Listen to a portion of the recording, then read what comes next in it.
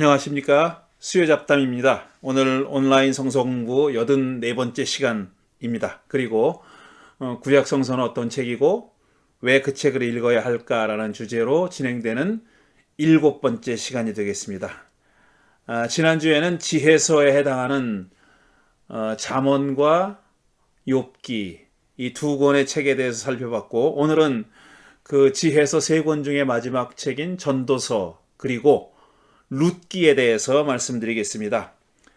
방금 말씀드린 대로 전도서는 잠언, 욥기와 함께 우리가 갖고 있는 개신교 구약성서의 지혜서 3권 중에 한 권입니다. 제2경전을 포함하고 있는 카톨릭에서는 2권이 더 있다는 말씀을 지난주에 드렸습니다. 자, 전도서는 어떤 책인가? 일단 전도서의 첫 번째 전도서의 저자가 솔로몬이라고 알려져 있는데 과연 솔로몬인가 하는 얘기부터 시작해 보겠습니다. 전도서의 저자가 솔로몬이라는 주장의 첫 번째 근거는 1장 1절과 1장 12절에 나오는 귀절입니다. 1장 1절에는 뭐라고 써 있냐면 다윗의 아들 예루살렘의 왕 전도자의 말이다. 여기도 솔로몬이라는 이름은 등장하지 않습니다. 다윗의 아들 예루살렘 왕 전도자의 말이다 그랬어요. 다윗의 아들로 예루살렘의 왕은 솔로몬밖에 없죠. 그렇죠. 솔로몬밖에 없어요. 그런데 솔로몬 이름이 등장하지 않고 전도자의 말이다 그랬어요. 코헬렛. 이 전도서를 영어로 코헬렛이라고 부르죠. 사실 영어는 아닙니다. 이거는 히브리 말이고요. 영어로서 이클리시아테스라고 하죠. 이 코헬렛이라는 말의 어원에 대해서는 다양한 의견이 있는데 어쨌든 우리말 성경에서는 전도자라고 번역을 했습니다. 그런데 코헬렛이라는 말은 카할이라고 하는 together예요. 그러니까 모으다 이런 말인데 거기서 나온 말이라고 짐작을 합니다. 어쨌든 그건 중요한 얘기가 아니니까 생략하고요.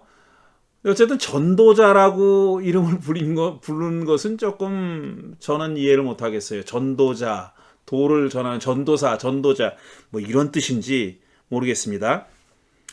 1장 1절뿐 아니라 1장 12절에도 말씀드린 대로 나 전도자는 예루살렘에서 왕이 되어 이스라엘을 다스리는 동안에 이렇게 서술되어 있단 말이에요. 그러니까 예루살렘에서 왕이 되어 이스라엘을 다스렸다. 그리고 1장 1절에는 다윗의 아들로 예루살렘의 왕이라고 했으니까 솔로몬의 이름은 등장하지 않아도 자연스럽게 이 전도자가 솔로몬이 쓴 거다라는 전통이 만들어진 거죠. 그런데 문제가 있습니다. 솔로몬은 아다시피 기원전 10세기의 사람이란 말이에요. 그런데 이 전도서에 사용되고 있는 언어들, 단어들 가운데는 상당히 후기에나 사용됐던 히브리어 또는 아람어가 사용되고 있습니다. 후기 히브리어와 아람어가 사용된 것으로 미루어 보아 이 전도서의 저작 시기가 솔로몬 시기는 아니다. 솔로몬 시대는 아니라는 그런 주장이 나오게 된 겁니다. 솔로몬 시대는 군주제 초기 아닙니까? 사울, 다윗, 솔로몬으로 이어지니까 이스라엘의 왕제도, 군주제가 정착된 초기이고 당연히 이스라엘 전체 역사를 봐도 왕조 초기란 말이에요. 그런데 이 전도서에 사용된 몇몇 단어들은 상당히 후기에나 사용됐던 그런 말이 사용된다는 거죠. 게다가 또 아람어까지 사용되는 것으로 보아서 실제로 전도서의 저자는 솔로몬이 아닐 수 있다라는 생각을 하게 된 겁니다. 지금 여러분은 제가 가져온 사진은 솔로몬과 여인이 있고 막 그렇잖아요. 이거는 솔로몬의 지혜에 관한 소문을 듣고 시바의 여왕을 비롯해 가지고 많은 왕들과 사람들이 몰려왔다라는 그런 말이 있죠. 열왕기서에 그 얘기를 묘사하는 그런 그림이 되겠습니다. 그 다음에 또 솔로몬 전도서의 저자가 누군가, 과연 솔로몬인가 하는 것을 의심하는 그런 이유 가운데 하나가 이 전도서에 반영되어 있는 사상이 이스라엘 역사의, 고대 중동 역사의 상당히 후기에나 등장했음직한 그런 사상이 등장하고 있다라는 겁니다. 구체적으로 어떤 거냐 하면은 에피쿠로스적인 어떤 쾌락주의. 사실 쾌락주의라는 것은 이스라엘의 구약성서, 그러니까 이스라엘의 역사에 이 쾌락주의가 과연 융성했을까 하는 시기가 있을까 싶고, 또 전도서를 제외한 구약성서의 어떤 다른 책에도 전도서처럼 이렇게 향락적이고 쾌락적인, 쾌락을 중시하는 그런 사상이 표현되어 있는 문서나 책이 없습니다. 유일하게 전도서가 그런 사상을 표현하고 있다고 그렇게 말들 하지요. 예를 들어서 이런 겁니다. 전도서 3장 11절 12절을 보면은 이렇게 돼 있어요. 나는 깨닫는다. 기쁘게 사는 것, 살면서 좋은 일을 하는 것, 사람에게 이보다 더 좋은 것이 무엇이랴. 기쁘게 사는 것, 살면서 좋은 일을 하는 것보다 더 좋은 일은 없다는 거죠. 사람이 먹을 수 있고 마실 수 있고 하는 일에 만족을 누릴 수 있다면 이것이야말로 하나님이 주신 은총이다 그랬어요. 그러니까 사람이 인생을 즐겁게 사는 것, 잘 먹고 잘 마실 수 있고 모든 면에서 만족할 수 있는 그런 삶이 일종의 쾌락주의죠. 이런 쾌락을 누리면서 사는 것보다 더 좋은 일이 어디 있느냐라는 겁니다. 그러니까 아주 명시적으로 쾌락주의를 설파하고 있는 거죠.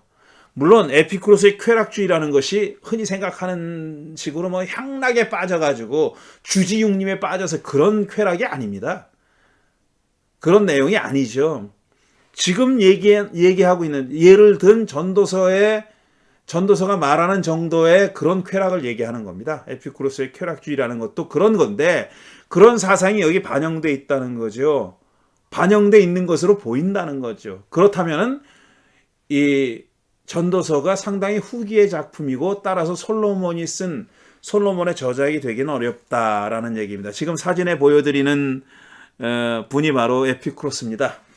에피쿠로스가 이렇게 생겼다고 하네요. 그 다음에 첫 번째로 이제 지금 말씀드린 대로 전도서가 후기의 사상을 반영한다고 했을 때 첫 번째로 들 수 있는 것이 지금 말씀드린 대로 쾌락주의고, 두 번째로는 또 좀 반대의 사상인데 염세주의, 패시미즘, 염세주의적인 경향이 강합니다. 우리가 잘 알고 있는 전도서를 열자마자 나오는 귀절이죠. 1장 2절부터 3절을 보면은 전도자가 말한다. 헛되고 헛되다. 헛되고 헛되다. 모든 것이 헛되다. 사람이 세상에서 아무리 수고한들 무슨 보람이 있겠는가. 헛되고 헛되고 헛되고 헛되니 모든 것이 헛되다. 라는 게 전도서에서 가장 널리 알려져 있는 구절이지 않습니까? 이게 바로 일종의 염세주의적 표현이라고 말할 수 있는 거죠. 모든 것이 헛되다. 하늘 아래 새로운 것이 있냐? 뭘 열심히 해봐도 헛되고, 지혜를 가지고 있다는 것도 헛되고, 심지어는 재산이 많다는 것도 헛되다. 해보니까 다 모든 것이 별것 아니다. 헛되다. 이렇게 주장하고 있는 책이 전도서입니다. 그런 점에서 전도서에 표현되어 있는 염세주의는 구약성서의 다른 어떤 책에도 표현되어 있지 않은 그런 생각입니다. 방금 말씀드린 대로 쾌락주의와 더불어 염세주의적인 사상이 표현되어 있는 책이 전도서 이에는 또 없습니다. 그리고 이런 쾌락주의나 염세주의 같은 사상은 이스라엘 역사의 후대에, 그러니까 그리스 문화와의 접촉이 시작될 즈음부터 유입되고 영향을 받았다고 그렇게 추측되는 그런 사상들입니다. 그래서 그리스 사상의 영향이 지금 두 가지 이외에도 또 하나 있는데, 그게 뭐냐면은 3장 21절이 말하고 있는 내용입니다. 이런 겁니다.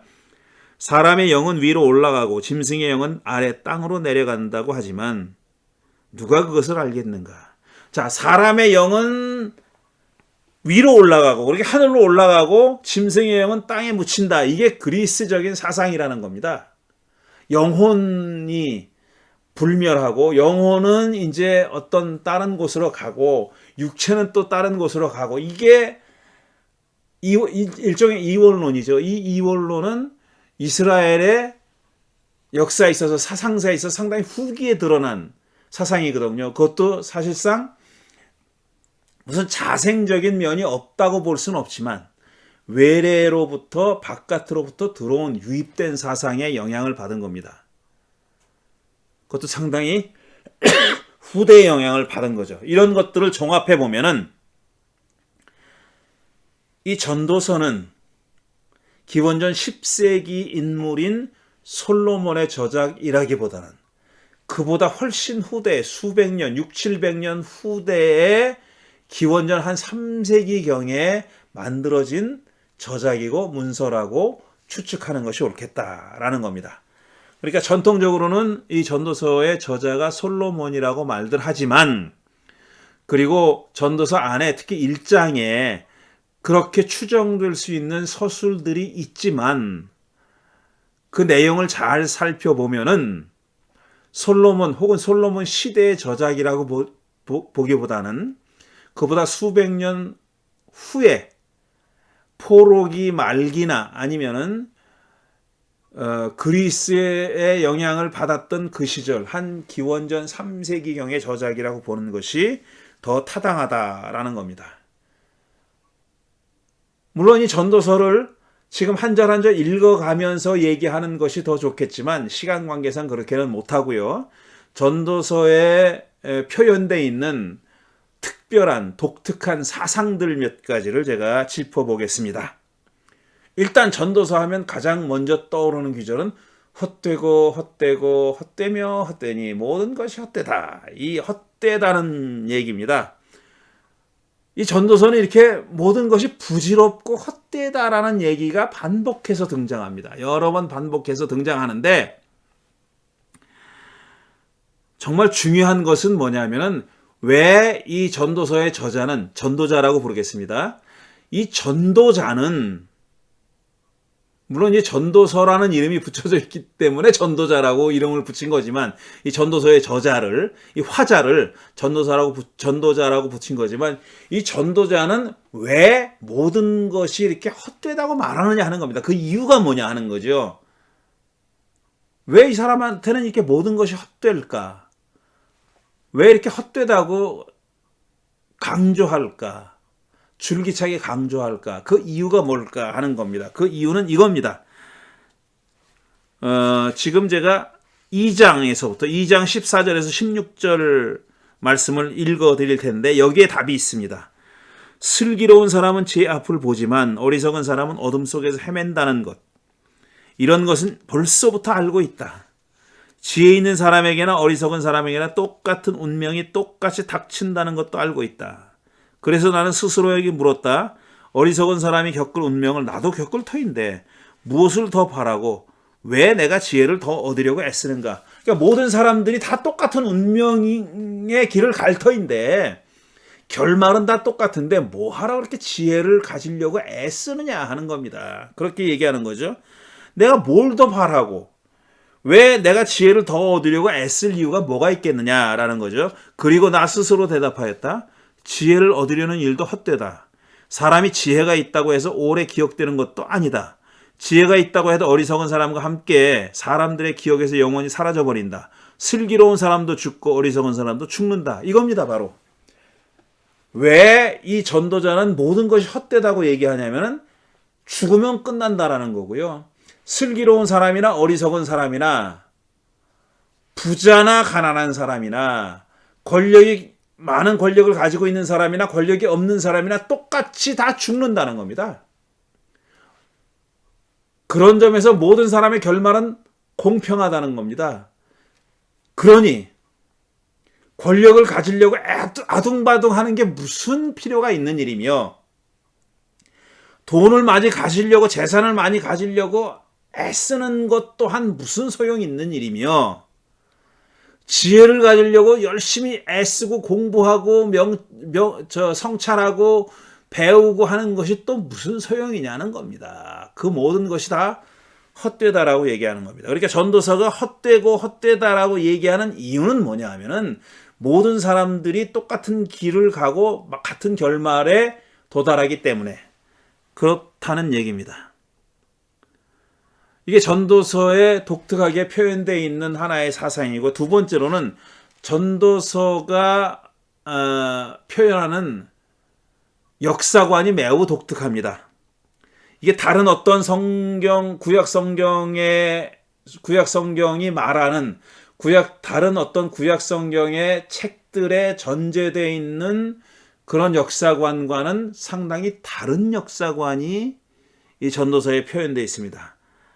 잘 보여주는 구절이 1장 3절부터 11절인데 기니까 제가 중간에 좀 생략하고 읽어보겠습니다. 사람이 세상에서 아무리 수고한들 무슨 보람이 있는가? 한 세대가 가고 또 한 세대가 오지만 세상은 언제나 그대로다. 해는 여전히 뜨고 또 여전히 져서 제자리로 돌아가며 거기에서 다시 떠오른다. 이미 있던 것이 훗날에 다시 있을 것이며 이미 일어났던 일이 훗날에 다시 일어날 것이다. 이 세상에 새 것이란 없다. 보아라, 이것이 바로 새 것이다 하고 말할 수 있는 것이 있는가? 그것은 이미 오래전부터 있던 것, 우리보다 앞서 있던 것이다. 지나간 세대는 잊혀지고 앞으로 올 세대도 그 다음 세대가 기억해 주지 않을 것이다 그랬어요. 구약 성서의 대부분의 책들이 전제하고 있는 역사관은 어떤 것이냐면 소위 폰라트가 얘기한 구속사, 구원사, salvation history, 구원의 역사는 뭐냐면은 하나님이 역사를 주관하고 주장하고 섭리하시는 하나님이 당신의 계획을 성취하는 어떤 고를 향해서 하나님의 계획이 성취되는 것이 역사의 종말이고 역사의 목표고 지향점이고 목적입니다. 그런 역사를 향해서 간혹 업앤다운이 있고 간혹 나선형으로 트위스트 되기도 하지만 결국은 그런 고를 향해서 한 걸음 나아가서 결국은 이루어진다. realize 된다. 성취된다는 거거든요. 하나님의 야훼 하나님의 목적이 텔로스가 목적이 이루어지는 게 구약 성경의 역사관이에요. 역사는 그리로 흘러간다는 겁니다. 그런데 이 전도서가 지금 읽은 귀절에서 보듯이 전도서가 말하는 역사는 뭐냐면 하늘 아래 무슨 새 것이 있느냐 하는 겁니다. 해는 여전히 뜨고 지듯이 이렇게 순환하는 역사관. 모든 것이 순환한다는 겁니다. 자연이 순환하는 것처럼 봄, 여름, 가을, 겨울이 지나면 다시 봄이 오고 해가 떴다가 계속 졌다가 다시 뜨고 이런 것처럼 역사도 그렇게 순환한다는 겁니다. 하늘 아래 새 것이 없다. 이 세상에 새 것이 없다라는 것은 자연에 있어서만 자연에게만 그런 것이 아니라 인간의 역사에서도 마찬가지로 적용되는 그런 법칙이다라는 겁니다. 그러니까 역사에서 마치 어떤 새로운 것이 벌어지는 것처럼 새 일이 일어나는 것처럼 보이지만 사실은 그것은 과거에서도 있었던 일이고 앞으로도 있을 일이다. 그런 점에서 전혀 새로운 일이 아니다라고 얘기하는 겁니다. 보아라, 이것이 바로 새 것이다 하고 말할 수 있는 것이 있겠느냐. 그것은 이미 오래전부터 있었던 것이고 우리보다 앞서 있던 것이고 또 앞으로 있을 것이다. 이런 얘기입니다. 이런 반복되고 순환되는 역사관이 바로 전도서에 표현되어 있는 역사관입니다. 이런 점에서 전도서 이외의 다른 책에서, 그러니까 지혜문학은 좀 예외고 오경이나 역사서나 예언서가 전제하고 있는 역사관은 그야말로 하나님의 의도를 가지고 이끌어가는 역사, 하나님이 이루고자 하는 어떤 목표를 향해서 지그재그인 경우도 있고 업앤다운도 있지만 결국에는 종국적으로는 그리로 이끌어 가시는 그런 역사인데 그것과는 아주 다른 역사관이 이 전도서에 표현되어 있습니다. 이런 역사관은 사실상은 많은 면에서 지혜서가 공통적으로 가지고 있는 역사관입니다. 자, 그 다음에 세 번째로 때에 대한 생각. 때라는 말이 무지하게 많이 나옵니다. 또 전도서에는 날 때가 있으면 죽을 때가 있고 사랑할 때가 있으면 미워할 때가 있고 이 때에 대한 얘기가 많이 나오죠. 제가 지금 읽으려고 하는데 3장에 나오는 얘기인데 이 때라는 얘기를 매우 자주 합니다. 그런데 우리가 또 오해하지 말아야 할 점이 있다는 겁니다. 그거를 제가 말씀드리려고 하는데 첫째로 자 이제 3장 1절부터 좀 읽어보겠습니다. 이것도 역시 11절이라는 긴 구절이기 때문에 중간에 좀 생략하면서 읽어보겠습니다. 모든 일에는 다 때가 있다. 세상에서 일어나는 일마다 알맞은 때가 있다.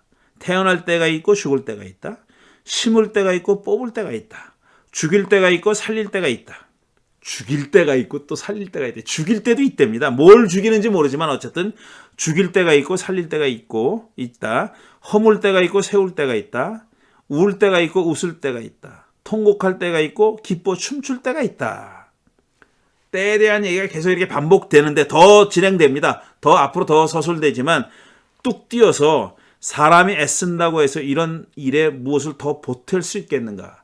그러니까 이 얘기는 뭐냐면은 심을 때 뽑으려고 해서는 안 되고 뽑을 때 심으려고 해서는 안 된다는 겁니다. 다 때가 있다는 겁니다. 정해진 때가 있고 알맞은 때가 있다는 거죠. 심을 때에는 심어야 하고 뽑아야 할 때는 또 뽑아야 한다는 겁니다. 그런데 심어야 할 때 뽑으려고 하고 또 뽑아야 할 때 심으려고 해서는 안 된다는 얘기죠. 그게 사람이 애쓴다고 해서 이런 일에 더 무엇을 보탤 수 있겠는가라는 겁니다. 그걸 역행할 수는 없다. 보탤 수도 없고 뺄 수도 없다라는 얘기입니다. 이제 보니 이 모든 것은 하나님이 사람에게 수고하라고 지으신 짐이다. 짐이랍니다. 이 모든 것은 하나님이 사람에게 수고하라고 지으신 짐이다. 하나님은 모든 것이 제때 알맞게 일어나도록 만드셨다. 더욱이 하나님은 사람들에게 과거와 미래를 생각하는 감각을 주셨다. 여기까지는 굉장히 긍정적이에요. 그러나 사람은 하나님이 하시는 일을 처음부터 끝까지 다 깨닫지는 못하게 하셨다. 이 얘기입니다. 그러니까 마지막의 결론은 뭐냐면은 심을 때가 있고 뽑을 때가 있는 건 사실이다. 하지만 사람의 지혜로는 언제가 심을 때고 언제가 뽑을 때인지 다 알지 못한다는 겁니다. 물론 전혀 무지하다, 전혀 무식하다라는 얘기는 아니에요. 그런 뜻은 아닙니다. 그렇지만 그 하나님이 정한 때를 사람이 다 알 수는 없다라는 겁니다. 하나님이 정한 때를 사람이 다 알 수는 없기 때문에 지혜라는 것이 한계가 있고 제한돼 있고 궁극적으로는 하나님의 때를 우리는 알 수 없다. 사람은 알 수 없다라는 얘기입니다. 이게 때에 대한 전도자의 생각입니다. 다시 말씀드리지만 자연에 순리라는 것이 있고 섭리라는 것이 있고 그래서 심을 때와 뽑을 때, 죽일 때와 살릴 때, 허물 때와 세울 때를 구별해야 됩니다. 그건 하나님의 섭리에 속하는 일이에요. 하지만 우리 인간의 제한된 지혜로는 그것을 다 알 수 없기 때문에 결국은 이 모든 것들은 하나님이 사람에게 지은 짐과 같은 거다. 이렇게 말하고 있는 겁니다. 자, 그 다음에 네 번째로 또 전도서가 중요하게 지혜문학, 다른 지혜문학의 여타 지혜문학의 다른 책들과 마찬가지지만 전통보다는 개인의 경험을 중시하고 개인의 경험에서 나온 지혜를 높이 삽니다. 이건 말씀드린 대로 잠언과 욥기와 전도서의 공통된 내용이에요. 지난주에 제가 욥기를 말씀드렸는데 욥기도 역시 전통적으로 그들이 믿어왔던 믿음과 신념, 그건 사필귀정이고 욥의 세 친구들이 그렇게 강하게 주장했던 내용입니다. 그러니까 욥이 지금 고통을 받고 고난을 겪는 걸 보니까 넌 분명히 죄를 졌다. 네가 모르더라도 네가 기억하지 못할지 모르지만 어쨌든 죄를 졌다. 이게 바로 전통이에요. 그 내용은 사실 이 친구들이 경험한 내용이 아닙니다. 그런데 욥은 자기의 경험에서 우러나온 얘기를 하는 겁니다. 나는 그런 죄를 지은 적이 없다. 나는 그런 죄를 짓지 않았다. 내가 이런 고통을 당할 만큼 그렇게 막중한 죄를 지은 적이 없다라는 겁니다. 이건 경험이에요. 욥의 경험이에요. 욥의 친구들은 경험하지 않고 그들이 오랫동안 간직해왔던 신앙과 신념을 표현한 것인 반면에 욥은 자기의 경험을 얘기하고 있는 건데 이런 경험의 중요성이 역시 전도서에서도 강조되고 있다라는 얘기입니다. 전도서 3장 19절에서 22절까지를 보면 이렇게 돼 있어요. 사람에게 닥치는 운명이나 짐승에게 닥치는 운명이 같다. 같은 운명이 둘 다를 기다리고 있다. 하나가 죽듯이 다른 하나도 죽는다. 이게 다 경험에서 나온 겁니다. 둘 다 숨을 쉬지 않고는 못 사니 사람이라고 해서 짐승보다 나을 것이 무엇이냐. 관찰과 경험에서 나온 거죠. 짐승을 관찰해서 얻은 지식이고 지혜고 자기 자신이 스스로 경험함을 통해서 경험했기 때문에 터득하게 된 지혜를 얘기하는 거예요. 다 죽는다. 다 다를 게 없다. 라는 겁니다. 모든 것이 헛되다. 둘 다 같은 곳으로 간다. 모두 흙에서 나와 흙으로 돌아간다. 이건 자기들이 목격한 사실 아니에요. 경험한 거잖아요. 사람이 죽거나 짐승이 죽어도 다 땅에 묻히는 거고 그거는 가는 곳이 똑같다는 겁니다. 자기들이 경험한 범위 안에서 가는 것이 똑같아요. 그건 뭐냐면 먼지에서 왔으니 먼지도 돌아가는 겁니다. 땅에서 왔으니 땅으로 돌아가는 거예요. 그건 경험을 통해서 분명히 아는 그런 지식이고 지혜죠. 사람의 영은 위로 올라가고 짐승의 영은 아래 땅으로 내려간다고 하지만 누가 그것을 알겠는가? 자, 이거는 자기들이 전도자가 경험한 범위를 벗어나는 일입니다. 이건 자기가 목격한 게 아니잖아요. 사람의 영을 어떻게 목격해요? 사람의 영은 위로 올라가고 짐승의 영은 아래로 내려간다고 말들 하지만 그게 전통적인 지혜고 전통적인 지식이고 가르침일진 몰라도 실제로 그런 경험을 하진 못하지 않느냐 하는 겁니다. 그리하여 나는 사람에게는 자기가 하는 일에서 보람을 느끼는 것보다 더 좋은 것은 없다는 것을 알았다. Now I know. 나는 이제 알았다. 라고 얘기하는 겁니다. 그러니까 자기가 경험한 것 이외에는 확실하게 얘기 안 하는 거예요. 그거 누가 알겠느냐. 사람의 영은 하늘로 올라가고 위로 올라가고 짐승의 영은 땅으로 내려간다고 말들 하는데 그걸 누가 알겠느냐. 경험해보지 않은 얘기죠. 그래서 자기는 자기 경험이라는 범위 안에서 지혜를 얘기하는 겁니다. 자기가 경험한 범위 안에서 어떻게 살아갈 것인지, 그 다음에 무엇이 지혜인지, 무엇이 필요한지, 무엇을 알아야 하는지를 얘기하는 거예요. 그게 뭐냐면은 자기가 하는 일에서 보람을 느끼는 것보다 더 좋은 일은 없다는 것을 자기는 경험으로 알고 있다. 이렇게 얘기합니다. 그것은 곧 그가 받은 몫이기 때문이다. 사람이 죽은 다음에 그에게 일어날 일들을 누가 그를 데리고 다니며 보여주겠는가. 다시 말씀드리지만 자기가 경험한 것 바깥에 외부에 그 이상의 일은 우리가 모른다라는 얘기입니다. 이렇게 전도서는 다른 지혜서와 마찬가지로 어떤 전통적인 가르침보다는 경험을 중시하는 그런 내용을 담고 있습니다. 또 하나 인용을 하게 하면은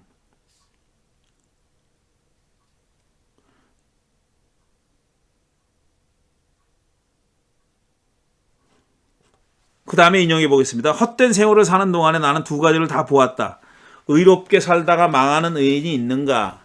악한 채로 오래 사는 악인도 있더라. 다 경험이죠. 지금 자기가 경험한 내용을 얘기하는 거잖아요. 제가 이 구절을 잘못 가지고 왔나? 잘못 가지고 온 게 아니네요. 제가 착각을 맞습니다. 7장 15절에서 17절 제가 틀렸다고 생각했는데 맞네요. 제대로 가져왔네요. 죄송합니다. 제가 착각을 했어요. 헛된 세월을 사는 동안에 나는 두 가지를 다 보았다. 이게 자기 경험한 거죠. 의롭게 살다가 망하는 의인이 있는가 하면 악한 채로 오래 사는 악인도 있더라. 우리도 경험하는 바이죠. 그러니 너무 의롭게 살지도 말고 너무 슬기롭게 살지도 말아라. 왜 스스로를 망치려 하는가? 너무 악하게 살지도 말고 너무 어리석게 살지도 말아라. 왜 제 명도 다 못 채우고 죽으려 하는가? 그랬어요. 이건 뭐냐 하면은 의롭게 살다가 망하는 의인도 있고 악하게 살지만 장수하는 아주 악인들도 있다는 겁니다. 그러니까 과도하게 지나치게 그러니까 뭡니까? 그 아주 뭐라고 얘기하지? 그걸 아주 너무 철저하게 지나치게 순혈주의적으로 너무 철저하게 조금도 어긋남이 없이 그렇게 선하게만 살려고 하지 말아라. 강박적으로 선하게만 살려고 하지 말아라라는 겁니다. 그리고 또 너무 악하게도 악에 대해서 무감각한 채로 그렇게 살지도 말아라. 이렇게 얘기하는 거예요. 너 그렇게 강박적으로 선하게 살려고 하지도 말고 그 다음에 악을 너무 소홀하게 생각하고 아무것도 아니라고 생각하지도 말아라. 그렇게 살지도 말아라. 너무 쉽게 하는 얘기인지도 모르지만 중도의 길을 걸어라 라고 얘기하는 거죠. 이런 지혜는 뭐냐면 자기가 경험에서부터 나왔다는 겁니다. 자기 자신이 직접 겪은 것도 있지만 눈으로 목격해서 간접 경험한 내용들로 보아하니 그렇게 사는 것이 옳지 않다. 너무 강박적으로 선하게 살려고 애쓰는 것도 옳지 않고 그 다음에 악에 무심한 채로 무감각한 채로 제명을 단축하는 것도 지혜로운 삶이 아니다라고 얘기하는 거죠.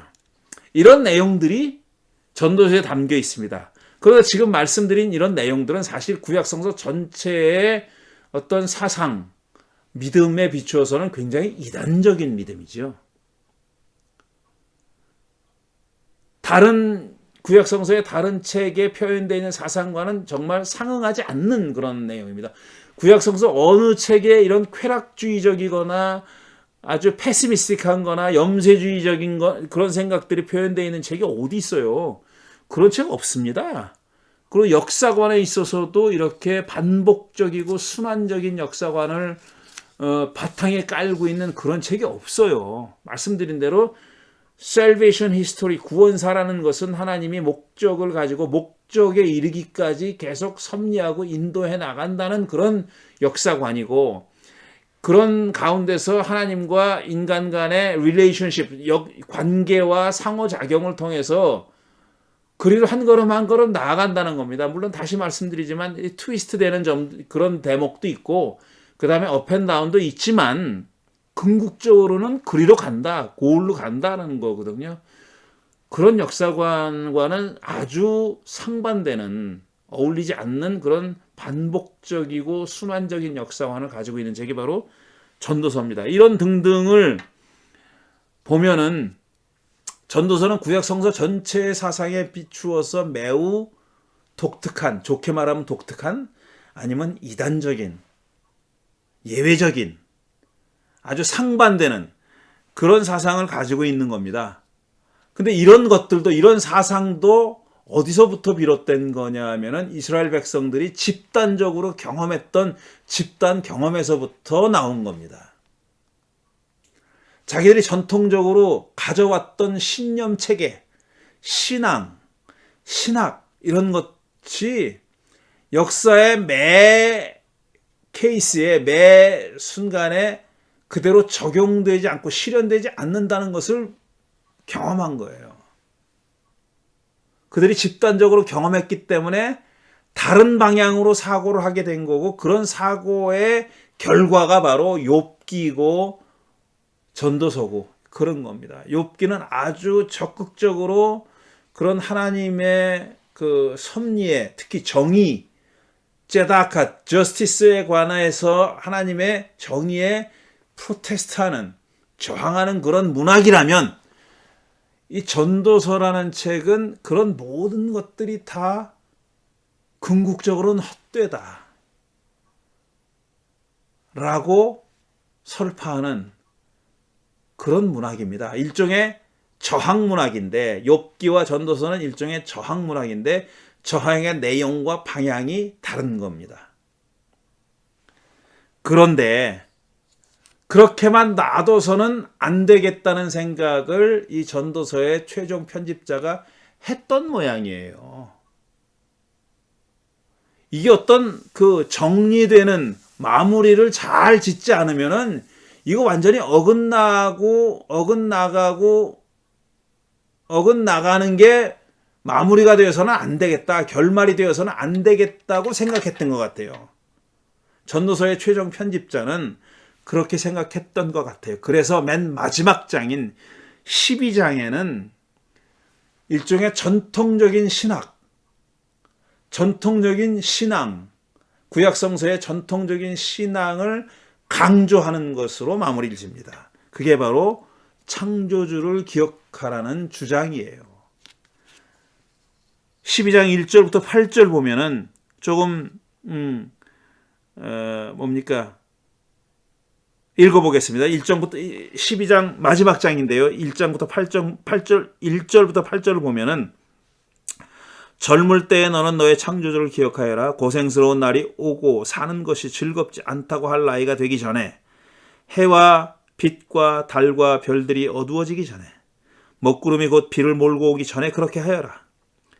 어떻게 하여라? 창조주를 기억하라. 그때가 되면 너를 보호하는 팔이 떨리고 정정하던 두 다리가 약해지고 이는 빠져서 씹지도 못하고 눈은 침침해져서 보는 것마저 힘겹고 귀는 먹어 바깥에서 나는 소리도 못 듣고 맷돌질 소리도 희미해지고 새들이 지저귀는 노랫소리도 하나도 들리지 않을 것이다. 나이가 들어서 이렇게 될 것이다.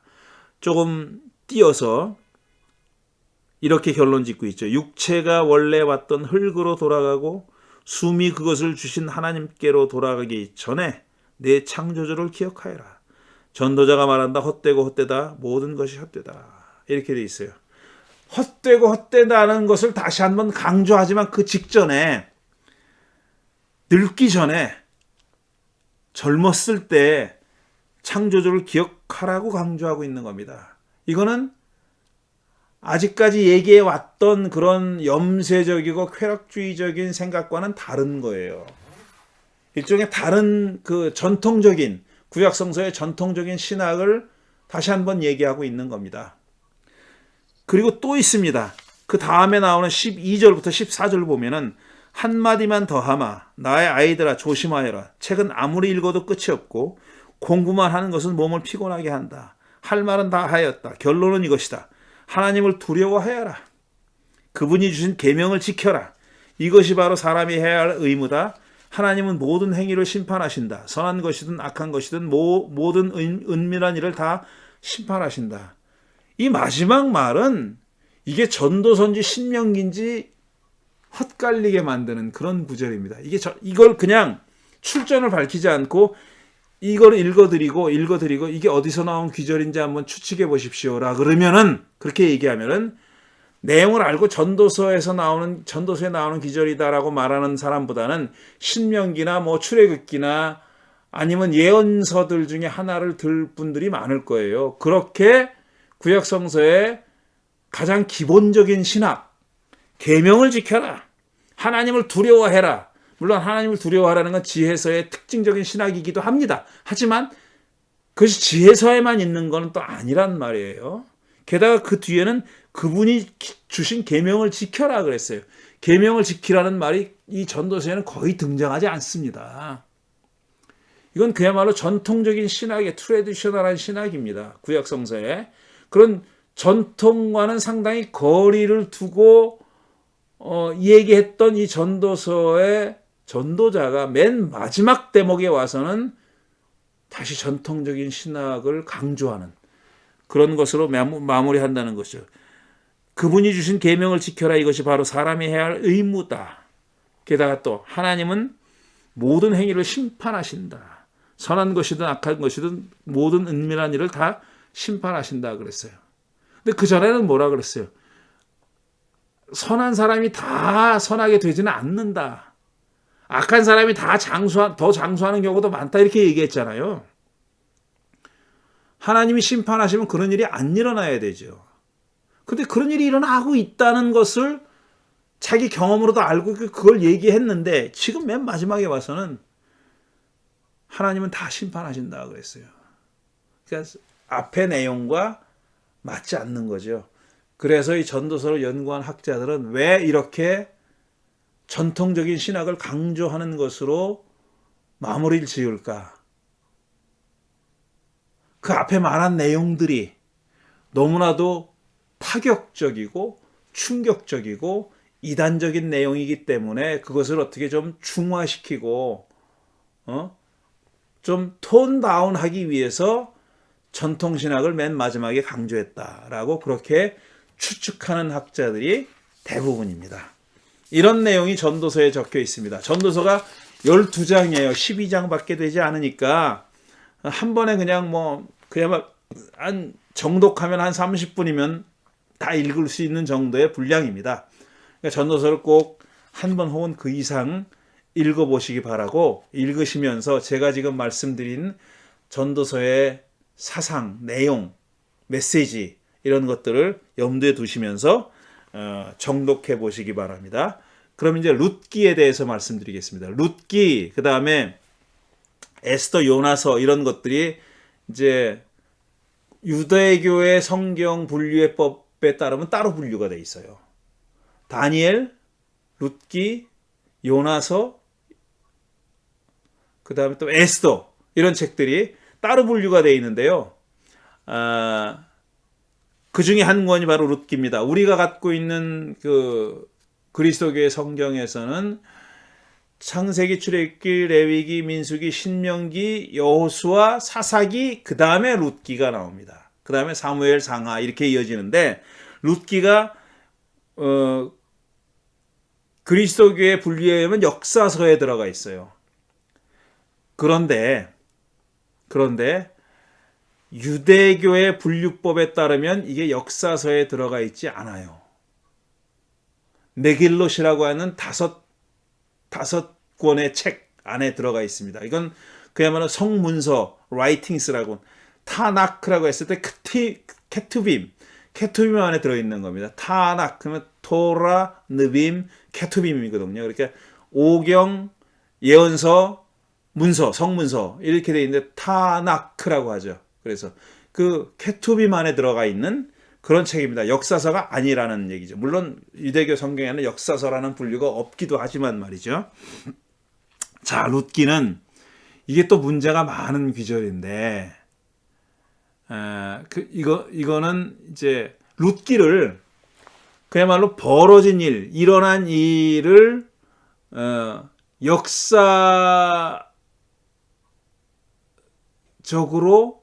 서술한 일종의 역사서라고 오랫동안 봐왔어요. 그러니까 사무엘이나 열왕기처럼 여호수아나 사사기처럼 이건 벌어졌던 일을 리포트하는 거라고, 벌어졌던 일을 서술하는 거라고. 그러니까 일종의 역사서라고 그렇게 생각해 왔어요. 그러니까 역사서 안에 들어있는 내용은 뭐냐면 어쨌든 벌어진 일이라는 거예요. 일어난 일이다. 그래서 역사다 이렇게 생각해 왔어요.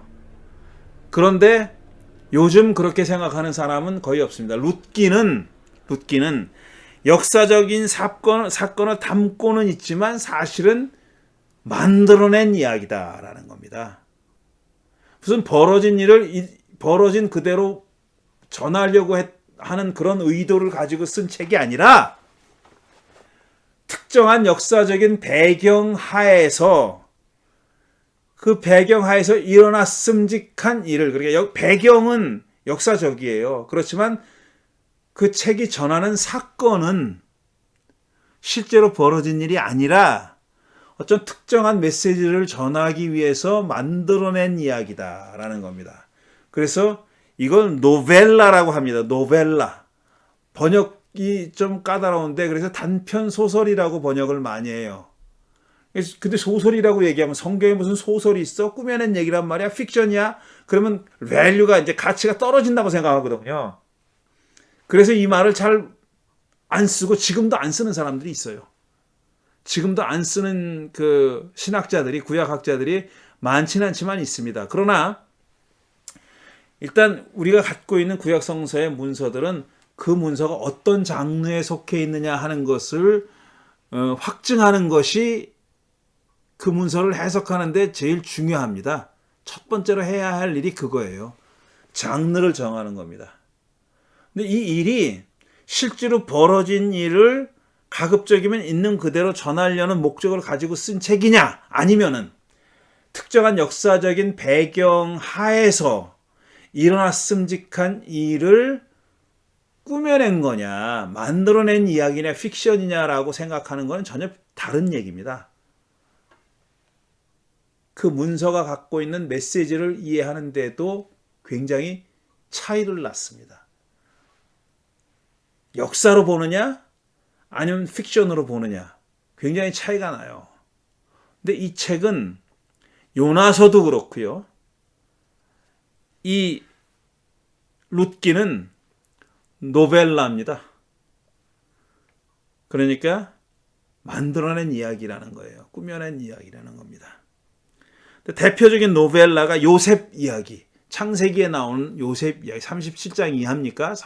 거기에 나오는 요셉 이야기, 그 다음에 에스더서, 다니엘서, 다니엘 이제 앞부분을 얘기하는 거예요. 다니엘과 세 친구가 나오는 그 부분, 뭐 환상 보고 비전 보고 그 대목이 아니라 이 앞에 누굽니까? 아하수에로 왕하고 이제 사이에서 벌어진 일, 그런 것들은 노벨라라는 거예요. 실제로 벌어진 일이 아니라.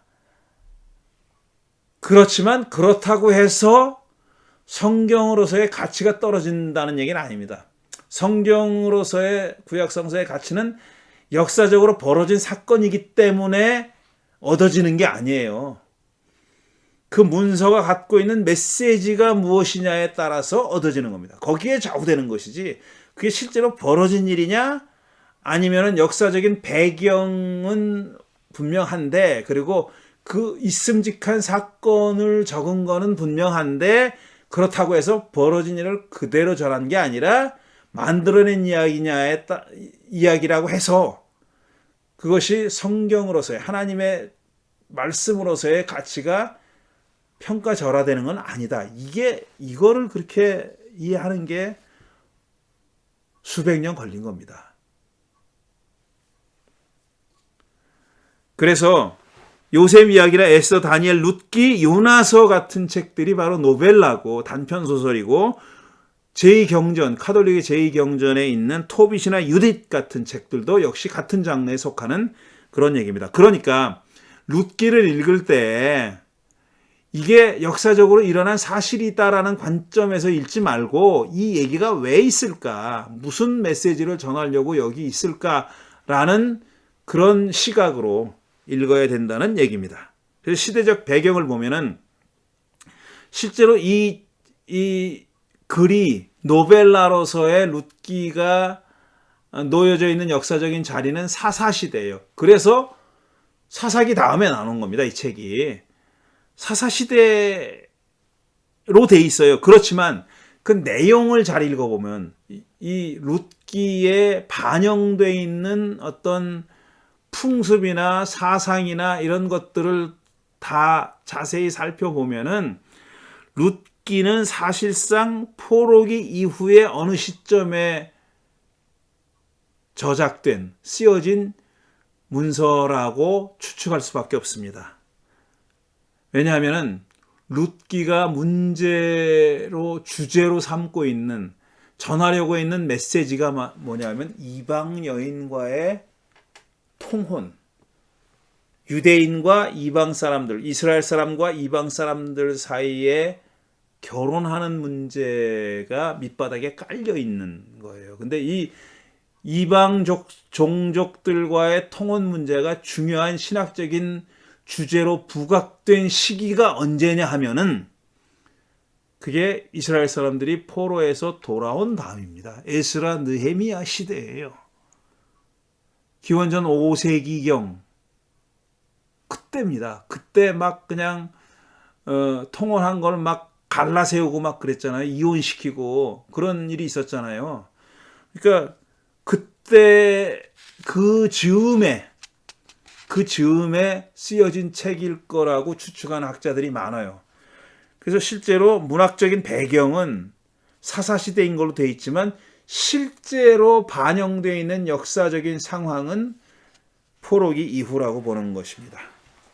자, 룻기는 지금 말씀드린 노벨라예요. 단편 소설이에요. 그러니까 기승전결이 있고 줄거리가 있는 그런 문서입니다. 그래서 줄거리를 좀 알 필요가 있어요. 1장에서부터 4장까지밖에 없는데 4장에 불과한데 그 내용이 뭔지 한번 쭉 살펴보도록 하겠습니다. 1장은 이제 위기 상황이라고 이름 붙일 수 있어요. 위기 상황, 이제 밑자락을 까는 겁니다. 배경을 까는 건데, 자, 엘리멜렉과 나옴이라는 부부가 있어요. 그의 두 아들이 있습니다. 그런데 이 이스라엘 땅에, 가나안 땅에 기근이 들었어요. 그래서 먹고 살기 위해서 이제 곡식이 없어요. 그래서 두 아들을 데리고 모압으로, 인근 종족들이 사는 모압 족속에 사는 모압으로 이주를 갔어요. 그러니까 자유롭게 뭐 국경선이 있습니까? 뭐가 있습니까? 철조망이 있습니까? 장벽이 있습니까?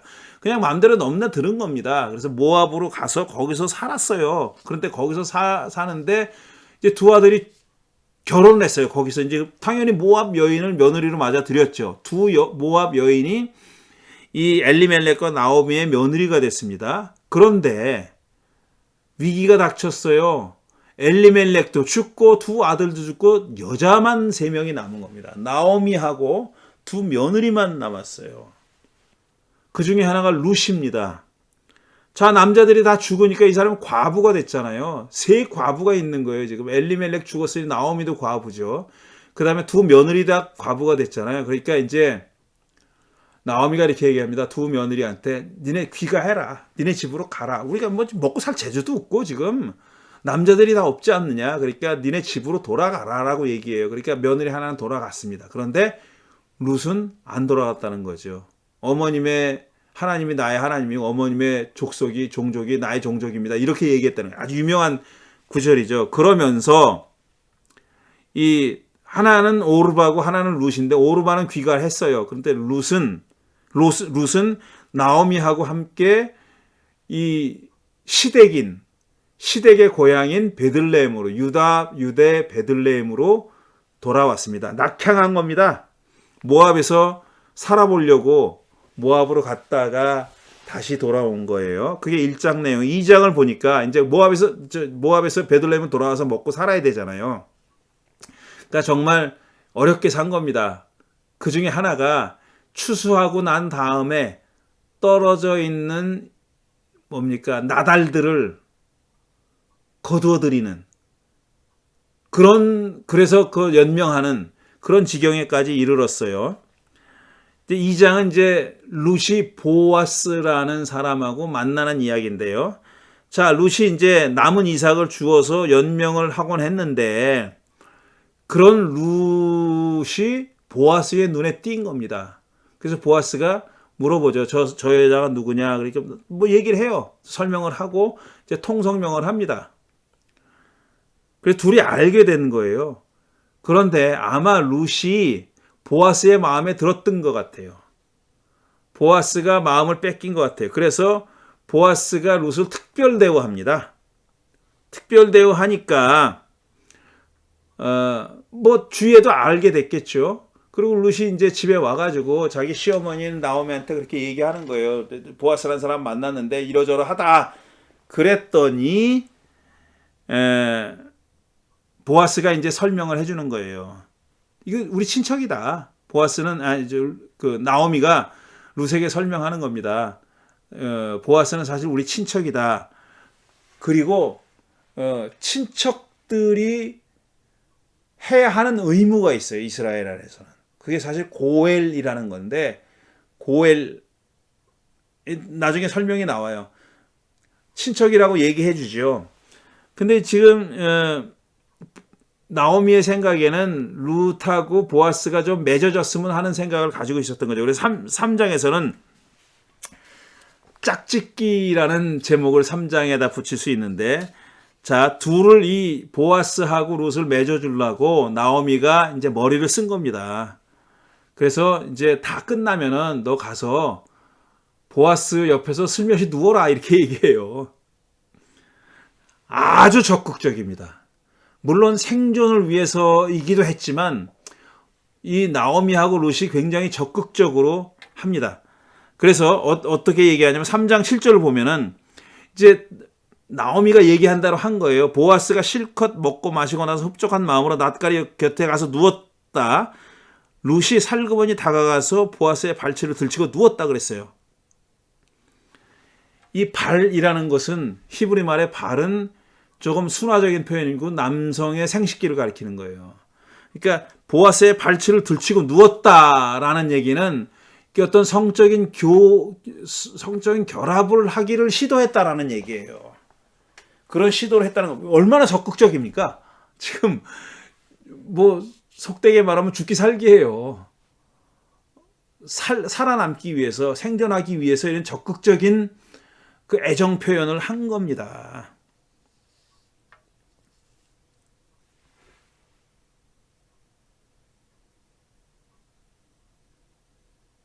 그러고 나서 또 뭐라고 얘기하냐면은 보아스가 이제 누구냐 그랬을 거 아니에요. 그랬더니 룻이 이렇게 대답한 겁니다. 어른의 종 룻입니다. 어른의 품에 이 종을 안아주십시오. 어른이야말로 집안 어른으로서 저를 맡아야 할 뿐입니다. 라고 얘기했어요. 이 말이 집안 어른으로서 저를 맡아야 할 뿐, 그러니까 의무가 있는 사람이다 라는 얘기예요. 그러니까 보아스가 룻에 대해서 의무가 있다는 얘기인데 이건 좀 이스라엘의 풍속을 이해하지 않으면 안 됩니다. 나중에 얘기할 텐데 뭐 지금 좀 간략하게 얘기하면은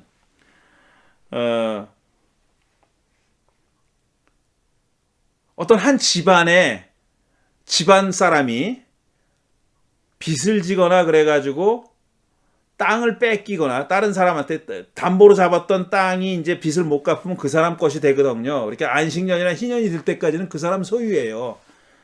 그런데 그렇게 되면은 이 사람이 먹고 살기가 힘들잖아요. 먹고 살 수가 없잖아요. 땅을 빼앗긴 사람은. 그때 가장 가까운 친척은, 이 땅을 빼앗긴 사람의 가장 가까운 친척은 자기가 돈을 물어주고 그 땅을 되찾아줄, 땅을 빼앗긴 사람에게 땅을 되돌려 받을 수 있도록 해줄 의무가 있습니다. 그걸 redeeming 한다 그래요. 삭쳐준다, 물러준다 이렇게 얘기해요. 그 히브리 말로 고엘입니다. 고엘이라는 건 redeemer라는 얘기예요. redeemer. 그러니까 삭쳐주는 사람, 대신 빚을 갚아주는 사람이라는 뜻이에요. 그런 뜻입니다. 다시 말씀드리면은 빚 때문에 재산을 압류당한 사람, 빼앗긴 사람에게 가장 가까운 친척이 그 땅을 돌려받을 수 있도록 대신 빚을 갚아주는 그런 제도가 있었다는 겁니다. 지금 룻이 나오미에게 한 말이 그거예요. 집안 어른으로서 저를 맡아야 할 뿐입니다. 라는 얘기는 그러니까 우리 가정의 생계를 책임져 주셔야 할 분이 바로 어른입니다. 보아스입니다. 라고 얘기한 겁니다. 그 말을 들었어요. 그러니까 이제 보아스가 보아스도 마음에 있잖아요. 룻이. 그렇지만 절차가 필요한 겁니다. 자기보다 더 룻과 나오미의 가까운 친척이 있으면은 그 사람에게 1차적인 책임이 있는 거예요. 만일 그 사람이 그런 고엘의 역할을 하기를 거부한다면 그 다음 사람에게 가는 거예요. 그 책임이. 근데 그 다음 사람인 보아스의 입장에서는 자꾸 이름이 헷갈리네. 보아스의 입장에서는 자기보다 더 우선권이 있는, 우선적으로 책임 있는 사람의 의사를 확인할 필요가 있는 겁니다. 그래서 4장 보면은 보아스가 장로들을 성문에 회집합니다. 그래서 가장 가까운 친척이 고엘의 의사가 있는지를 확인해요. 그런데 이 사람에게 고엘의 의사가 없다. 대신 빚을 갚아주지 않겠다. 대신 빚을 갚아줄 의사가 없다는 것을 확인한 다음에 그러면 내가 지금 이것을 감당하겠소. 내가 지금 책임지겠소 하고 룻을 아내로 맞아들이는 거죠. 그래서 둘이 결혼하고 해피엔딩으로 얘기는 끝나요. 그러고 나서 맨 마지막 절에 이 룻과 보아스와 룻 사이에서 다윗의 할아버지가 태어난다. 그런 얘기가 나와요. 그게 이제 룻기의 제일 마지막 부분입니다. 4장 18절 이하가 그런데 지금 말씀드린 내용이 바로 룻기의 내용이에요. 이 책도 역시 여러분이 뭐 4장밖에 안 되니까 이건 한 10분이면 15분 게임입니다. 그야말로 10분, 15분이면 읽어볼 수 있는 그런 내용인데, 자, 이 룻기에 등장하는 이스라엘 관습, 제가 지금 설명 간략하게 했는데 이게 구약성서의 신명기에 아주 명문화되어 있습니다. 첫 번째 관습은 뭐냐면은 추수한 후에 이삭까지 다, 떨어진 이삭까지, 나달까지 다 걷어가지 말아라. 그거는 고아와 나그네의 몫이다. 그건 절대로 걷어가서는 안 된다. 그러니까 싹쓸이 해가지 말아라라는 겁니다. 추수를 하고 떨어진 것 있으면 그냥 놔둬라라는 건데, 그게 신명기 24장 19절에서 22절 사이에 기록되어 있어요. 이렇게 되어 있습니다. 당신들은 밭에서 곡식을 거둘 때에 곡식 한 묶음을 잊어버리고 왔거든 그것을 가지러 되돌아가지 마시오. 자, 이건 더 적극적이죠. 깜빡하고 한 묶음을 놓고 왔다는 거예요. 그럴 때 그걸 가지러 되돌아가지 말라고. 그것은 외국 사람과 고아와 과부에게 돌아갈 몫입니다. 그래야만 주 당신들의 하나님이 당신들이 하는 모든 일에 복을 내려주실 것입니다. 당신들은 올리브나무 열매를 딴 뒤에 그 가지를 다시 살피지 마시오. 그 남은 것은 외국 사람과 고아와 과부의 것입니다. 그러니까 나그네와 고아, 과부, 이게 3대 불쌍한 사람이에요. 이스라엘에 이 셋이 쌍으로 다닙니다. 세 쌍으로 같이 다니는데 이스라엘 사람들이 도와줘야 할, 자선을 베풀어야 할, 아니 자선이 아니라 그들의 생계를 책임져야 할 대표적인 이 가난한 사람에 속한 자들이 바로 나그네, 고아, 과부입니다. 여기서는 외국인이라고 얘기했죠. 그런 사람들을 위해서 뭐 곡식을 한 묶음 깜빡하고 놔두고 왔으면 가지러 가지 말아라. 그 다음에 뭐 포도나 뭐 이런 것도 열매 싹쓸이 하지 말아라 라고 얘기하는 겁니다. 당신들은 포도를 딸 때에도 따고 난 뒤에 남은 것을 다시 따지 마십시오.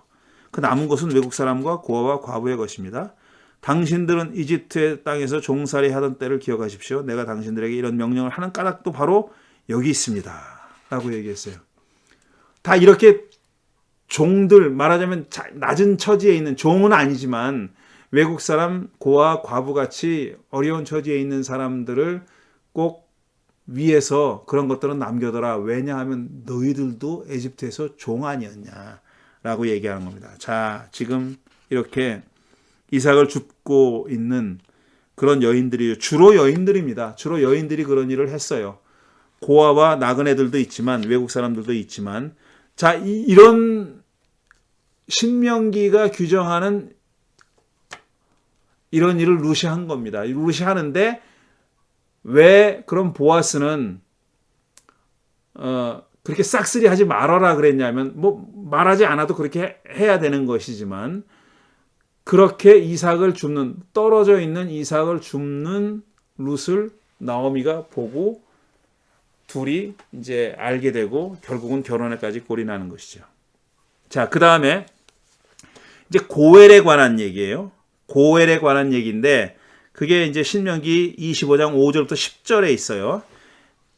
읽어보겠습니다. 형제들이 함께 살다가 그 가운데 한 사람이 아들이 없이 죽었을 때 그 죽은 사람의 아내는 딴 집안의 남자와 결혼하지 못합니다. 남편의 형제 한 사람이 그 여자에게 가서 그 여자를 아내로 맞아 그의 남편의 형제된 의무를 다해야 합니다. 이건 유다와 그의 아들들, 그리고 다말에 관한 얘기에 나오는 얘기죠. 다말이 유다네 집안의 맏며느리인데 죽어요. 남편이 죽어. 그러니까 사실 그 동생이 형수와 동침을 해서 자식을 낳아줄 의무가 있는 겁니다. 그건 사실 이 구약 성서에만 규정되어 있는 게 아니라 고대 중동 지역의 다른 종족에게도 그런 유사한 법이 있었어요. 왜 그렇게 하냐면은, 그러니까 자기 형수와 사이에서 자식을 낳아줘야 되는 거예요. 근데 유다의 아들의 경우는 또 죽어요. 그러니까 유다가 막내 아들을 자기 맏며느리에게 들여보내지 않고 막내가 다 자랄 때까지 넌 친정에 가 있어. 그리고 친정으로 쫓아냈죠. 근데 긴 세월이 지났는데도 불구하고 다시 부르지 않는 거예요. 그래서 다말이 창녀 분장을 하고 유다가 지나가는 길목에 앉아 있다가 유다가 돈 주고 삽니다. 돈이 없으니까 인장과 지팡이를 맡기고 사죠. 그런데 그냥 다말이 임신해 버려요. 그 유다는 그러고 나서 돌아와서 이제 화대를 지급하려고, 그리고 인장과 지팡이를 찾아와야 되니까 친구를 보내요. 그런데 그런 여자를 못 찾습니다. 그런 여자 없다 그래요. 그러니까 유다 잊어버렸죠. 그러고 나서 망각해 버렸겠죠. 이게 어디 갔나 보다 그러고. 그런데 10달이 지나자 자기 큰 며느리인 맏며느리인 다말이 임신했다는 소식을 듣죠. 그러니까 화가 나가지고 불태워 죽이라 그래요. 그때 다말이 아기 아버지는 누구? 이 사람입니다. 그러고 지팡이와 인장을 보내요. 자기 거거든. 그러니까 내 의가 나의 의보다 더 낫구나 이렇게 얘기하고 더 무슨 벌하지 않았다라는 얘기가 나와요. 그게 형이 죽으면 동생이 형수랑 동침을 해가지고 자식을 낳아줘야 된다. 이 얘기입니다. 지금 여기 신명기 25장에 기록하고 있는 거예요. 그래서 그 여자가 낳은 첫 아들은 죽은 형제의 이름을 이어받게 하고, 그러니까 바이올로지컬 파더는 동생이지만, 생물학적인 아버지는 동생이지만 족보상으로는 죽은 형의 아들이 되는 겁니다. 그래서 형의 가문도 이어야 하고 그 다음에 형수의 생계도 보장해야 되는 거예요. 형수가 자식을 못 낳잖아요. 그러면 그 집안에서 존재할 이유가 없는 겁니다. 그래서 이렇게라도 해서 자식을 낳아서 그 집에 자식을 낳아줘서 그 집의 며느리로 살 수 있도록 하는 제도가 바로 이런 겁니다. 자, 그런데 말이죠. 그런데 그 남자가 자기 형제의 아내와 결혼하는 것을 기뻐하지 않을 경우에, 그러니까 동생이 형수와 결혼하는 것을 기뻐하지 않을 경우에 홀로 남은 그 형제의 아내는 자기 시동생이 자기와 동침해가지고 자식을 낳아주는 걸 거부한 겁니다. 그런 경우에는 아내는 성문 위에 회관에 있는 장로들에게 가서 남편의 형제가 자기 형제의 이름을 이스라엘 가운데서 잊기를 바라지 않으며 남편의 형제의 의무도 나에게 하지 않고 있습니다라고 호소해야 합니다. 이거는 퍼블리사이즈 하라는 거예요. 공개하라는 거예요. 자기 시동생의 의무를 하지 않았다는 것을 장로들을 불러가지고 공개하라는 겁니다. 공적인 일로 만들라는 거예요. 그 어떤 개인적인 일로 만들지 말고 공적인 일로 만들어내라는 겁니다. 호소해야 합니다. 그러면 그 성읍의 장로들이 그를 불러다가 권면하십시오. 너 그러면 안 돼. 너 형수랑 같이 동침해. 이렇게 얘기하라는 겁니다. 그래도 듣지 않고 그 여자와 결혼할 마음이 없다고 하면 홀로 남은 그 형제의 아내가, 과부가, 그러니까 장로들이 보는 앞에서 그에게 나아가서, 시동생에게 나아가서 그의 발에서 신을 벗기고 그의 얼굴에 침을 뱉으면서 말하기를 제 형제의 가문 세우기를 원하지 않는 사람은 이렇게 된다 하십시오. 그의 발에서 신을 벗기고 그랬어요. 아까도 제가 그 루시 보아스한테 한 행위가 그게 이제 생식기를 상징한다 그랬잖아요. 보아스의 발치를 들치고 누웠다 그랬을 때 3장 7절에서 그거는 이제 그 동침하는 의사를 적극적인 행위를 했다는 얘기예요. 발은 남성의 생식기입니다. 생식기라고 쓰지 않고 발이라고 부드럽게 쓴 거예요. 그의 발에서 신을 벗기고 그랬어요. 그러니까 이 얘기는 뭐냐면은 이게 불능이다라는 것을 상징하는, 임포텐스다라는 그런 상징적인 의미예요. 실제로 생물학적으로 임포텐스가 아니라 자기한테 해야 할 의무를 안 했다는 점에서 임포텐스다. 라고 이게 선언을 하라는 겁니다. 공적으로 선언을 하라는 거예요. 침을 뱉으면서 말하기를 제 형제의 가문을 세우기를 원치 않는 사람은 이렇게 된다 하십시오. 그 다음에는 이스라엘 가운데서 그의 이름이 신벗긴 자의 집안이라고 불릴 것입니다. 이렇게 그 동생의 의무를, 시동생의 의무를 다하지 않은 그런 사람의 집안은 신벗긴 집안, 신벗긴 자의 집안이라고 해서 이건 굉장히 모욕적인, 그러니까 이 이스라엘 사회가 언어 쉐임 컬처라고 하는데, 이건 뭐라고 번역해야 되는 거죠? 그러니까 명예가 중요한 거예요. 어떤 재산상의 이득 못지않게 중요한 거는 명예입니다. 그 반대가 수치잖아요. 그러니까 재산상의 손실 못지않게, 아니 그 이상으로 중시하는 것이 수치를 당하지 않는 거예요. 그게 언어 쉐임 컬처라고 얘기하는 건데, 이스라엘 사회가 대표적인 언어 쉐임 컬처의 사회였습니다. 그런데 이렇게 시동생의 의무를 다하지 않은 자는 수치를 당하는 거예요. 신벗긴 자의 집안이라는 얘기는 굉장히 수치스러운 오명입니다. 오명. 상징하는 밭도 신벗긴 자는, 그러니까 성불구자의 집안이라는 그런 뜻이 내포되어 있는 거예요. 다시 말씀드리지만 이게 생물학적으로 그렇다는 뜻이 아니라 해야 할 의무를 하지 않았다는 뜻에서 이런 겁니다. 그래서 보아스가 자기는 룻과 결혼하고 그 집안의 모든 것을 떠맡을 마음의 자세가 돼 있지만 자기보다 더 가까이 있는 친척을 확인한 겁니다. 자기보다 더 이 룻의 보아스, 그 나오미의 집안에, 엘리멜렉의 집안에, 그러니까 죽은 엘리멜렉의 집안에 더 가까운 친척이 있는 것을 확인해 보니까 있더라는 겁니다. 그래서 그 친구한테, 그 사람한테 확인한 거죠. 너 고엘의 의무를 하겠느냐? 이 사람이 처음엔 뭘 하겠다 그러고, 이것까지 떠맡아라. 그러니까 그건 못 하겠다. 그랬단 말이에요. 그리고 손 들었어요. 그때서야 그 다음 순위에 있는 이 보아스가 고엘의 의무를 떠맡기로 하고 룻과 결혼하고 해피엔딩이 된 겁니다.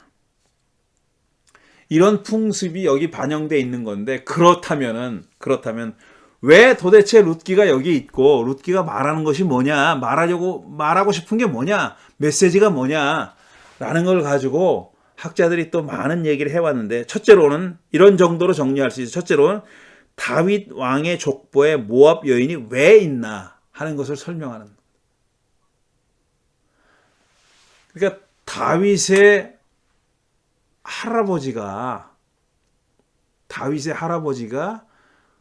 보아스와 모압 여인인 이스라엘 사람인 보아스와 유다 사람인 보아스와 그 다음에 모압 여인인 룻 사이에서 태어났단 말이에요. 그러니까 사실 순혈이 아닌 거죠. 왜 다윗의 족보에 이런 이방 여인이 들어있느냐를, 이건 팩트잖아요. 사실이잖아요. 그걸 설명하기 위해서 만들어낸 이야기다라고 주장하는 사람들이 있습니다. 그 다음에 두 번째로는 이게 사실상 말이죠. 역사학적으로는, 그리고 고고학적으로는 이스라엘은 순혈주의 종족이 아닙니다. 그러니까 혈통이 아브라함의 후손만 이스라엘 사람이 된 게 아니에요. 실제로는 가나안 땅에 이들이 들어와서 살면서 수많은 많은 나그네들, 그러니까 이스라엘 땅에 들어와서 사는 이 이방 사람들, 타 종족들, 이웃 종족들이 있었어요. 그들을 보호하라는 게 이 외국인 고아 과부를 얘기했을 때 그 외국인이라는 것은 이스라엘 경내에 들어와서 사는, 지역 안에 들어와서 뭔가를 낮은 일을 하면서 사는 그런 이웃 종족들을 가리키는 말입니다. 그들이 들어와 있으니까 또 결혼을 했을 거 아닙니까?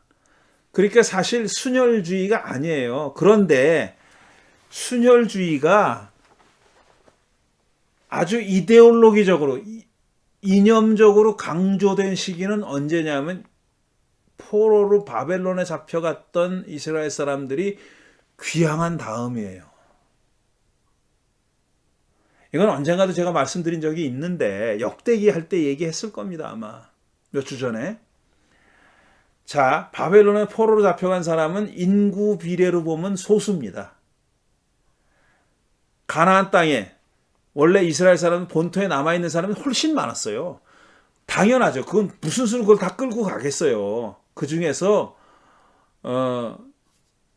상층부에 있는 사람들의 일부를 끌고 간 거예요. 그래서 거기 바벨론에서 지금 긴 세월을 살았지 않습니까? 살았어요. 살고 그럼 자기들끼리만 결혼해서 산 게 아닙니다. 거기 바벨론 사람들하고 통혼을 하면서 살았어요. 그러니까 이데올로기적인 통혼주의도 사실상 지켜지지 않은 겁니다. 그들 가운데. 그런 상태에서 돌아왔어요. 일부가 돌아왔죠. 또 갔던 사람들의 일부가 돌아왔는데 그때는 페르시아 제국의 권력을 등에 업고 돌아왔어요. 고레스가 사이러스가 귀환 명령을 내리면서 성전도 재건하라고 돈도 주면서 정책을 바꾼 거예요. 그러니까 자기들 친화적인 친페르시아적인 유대인들을 보내고 그들을 통해서 통치하려고 했던 겁니다. 그래서 돌아와가지고 성전도 재건하고 등등 일을 하잖아요.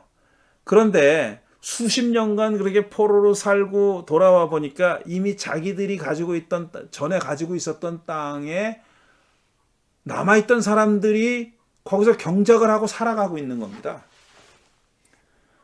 그래서 그 땅을 다시 되돌려 받고 싶은 거예요. 그래서 이 본토에 남아있던 사람들을 좀 흐트러뜨리는 디바이드 앤드 룰을 하고 싶었던 겁니다. 그 중에 하나가 본토에서, 그러니까 가나안 땅에서 이방 종족들, 그 주변 종족들과 결혼했던 사람들을 비판하고 비난하기 시작했어요. 그리고 에스라 느헤미야 때는 그것을 갈라세우기까지 했어요. 이혼시켰다는 겁니다. 쉽게 얘기해가지고. 막 그런 와중에 있었어요. 그런데 만약에 이 룻기의 역사적인 배경이 그 시대라면 가나안 본토에 남아서 모압 여인과, 모압은 가나안의 이웃이란 말이에요. 이스라엘의 이웃이고 가나안 땅에 있어, 가나안 지역 안에 있는 종족입니다. 그러니까 바벨론에 멀리 메소포타미아 포로로 잡혀갔던 사람들이 아니에요. 여기 남아서 통혼한 사람들의 입장을 옹호하는 얘기. 다시 말씀드려가지고 포로에서 귀환해가지고 순혈주의를 주장했던 과거의 포로였던 사람들, 그 바벨론에 나중에 페르시아의 포로였던 사람들의 아주 엄격한 통혼 금지. 자기들한테는 적용 안 하고 바벨론에 잡혀갔던 자기들한테는 적용 안 하고 본토에 남아있던 사람들에게만 적용하라 했던 그런 통혼 금지의 조치에 대한 프로테스트, 저항이 아니냐 하고 주장하는 사람이 있어요. 그런데 또 어떤 사람이 또 있느냐면 이에 반해서 그렇게 복잡하게 그런 얘기를 하려는 게 아니다. 이 룻기라는 책은 뭐냐면 신실하고 자유롭게 행동하는 사람들, 그러니까 보아스 같은 사람들, 그 다음에 이방 여인이지만 모압 출신의 여인이지만 결혼해가지고 유대 집안의 시집 이 룻이 그 다음에 시어머니와 더불어서 어떻게든지 이웃과 화합하며 살아남으려고 애를 썼던 사람들을 칭송하는, 보아스처럼 이렇게 너그러운 사람, 혹은 룻이나 나오미처럼 그렇게 신념과 신앙을 지키면서 생존하려고 노력했던 사람들에 대한 긍정, 칭송, 이런 메시지를 담고 있다. 너무 그 통혼 금지나 뭐 이런 식으로 그렇게 이념적으로 몰아붙일 일이 아니다라고 생각하는 사람들이 있습니다. 룻기는 이런 책입니다. 그러니까 어떤 특별한 뭐랄까 아주 두드러지게 종교적인 메시지를 그렇게 보여주는 책은 아니에요. 이렇게 해라 저렇게 해라라는 말이 없어요. 한마디로 얘기하면은 여기에는 그 신명기나 뭐 이런 책에 있는 것처럼 예언서들에 있는 것처럼 무슨 하나님께 순종하고 뜻을 따르고 계명을 지키고 뭐 이렇게 명시적으로 이렇게 저렇게 명령하는 그런 내용이 없어요. 하지만 이런 노벨라가 단편 소설이 만들어진 이야기가 이야기를 통해서 설득하는 거죠. 이야기를 통해서 메시지를 전하는 거죠. 이래라 저래라 하는 말은 없지만 여기 등장하는 인물들의 어떤 미덕, 그 사람들의 어떤 그 뭐라 그럴까 신실함, 자애로움 이런 것들을 구현하는 캐릭터를 통해서 간접적으로 그런 메시지를 전하고 있는 그런 책이라고 말할 수 있겠습니다. 자, 오늘은 여기까지 하고요. 다음 주에는 이제 계획은 요나서, 에스더 이런 책들을 좀 해보려고 합니다. 요나서와 에스더와 또 다니엘까지는 나가지 못하겠네요. 다음 주에도 요나서와 에스더 얘기를 해보도록 하겠습니다. 이 요나서와 에스더도요, 굉장히 그 일반적인 구약 성서의 주류 메인스트림에 해당하는 그런 사상과 신학과는 상당히 결이 다른 얘기를 하고 있는 그런 책들입니다. 다음 주에는 그 요나서와 에스더에 대해서 말씀드리겠습니다. 기대해 주시기 바라고 오늘은 여기까지 진행하도록 하겠습니다. 감사합니다.